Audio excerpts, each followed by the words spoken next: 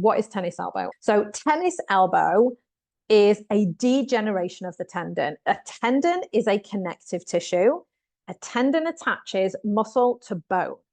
So tendon is just a connective tissue. The tendon that is affected in tennis elbow is only about 1 centimeter long, quite short. It attaches right onto that bony point of the elbow on the outside. You know exactly where that is because you feel it. So if you feel that bony point and you come slightly forwards towards your forearm, you are right on the tendon there. It's very small.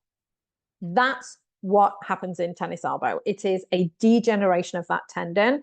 What that means is if we were to do an ultrasound scan or an MRI scan, any kind of imaging on that tendon, a normal tendon looks like a rope.